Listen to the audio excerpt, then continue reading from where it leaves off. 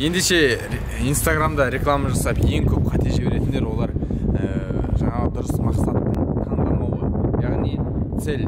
Ол жерде ең көбі барлығы десек те болады, барлық реклама жасайтындар ол жерде трафик немесе вовлеченность деген жаңағы нелерді мақсатын таңдайды. Ал оның қызметі екеуінікі әртүрлі. Ал одан басқа неше түрлі мақсаттары бар. Ал оларды ешқайсысы қолдана бермейді. Мысалға айтатын болсақ, трафикті таңдаған кезде олар сіздерге жарнама, сізге кликке басатын адамдарға ғана көрсетеді. Соларды басатын адамдардың алдына жиі шығарады. Ал вовлеченность дегеніміз, охват дегеніміз, ол жерде ең көп просмотр жинау үшін охват жасайды.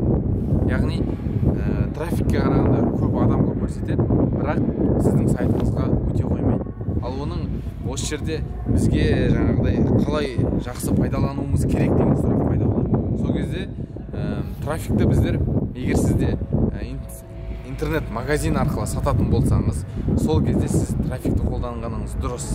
Ал егер сізде мысалға бір заведение болып, соның популярность жасау үшін немесе бренд жасау үшін сізге ең көп охват жасау керек болса, онда сізге вовлеченность немесе охват деген жаңағыдай мақсаттарды таңдауыңыз керек. Ендігі кезекте қалай жақсы сауда жасауға болады, қалай сатылым алып келуге болады, қалай тиімді жарнама жасау керек деген сұрақ. Ал осы кезде біздер көбі білмейтін, көбі жасамайтын, білсе де жасау білмейтін деген сияқты кейбір кедергілер болады. Ол жерде ең қарапайым нәрселерді айтып кетейін сіздерге. Ол сіздің Инстаграм аккаунтыңызбен взаимодействие жасалған.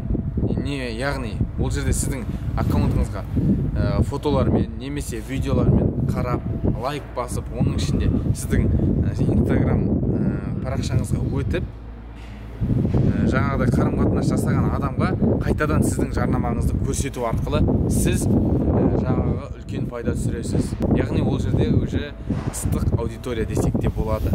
Осыны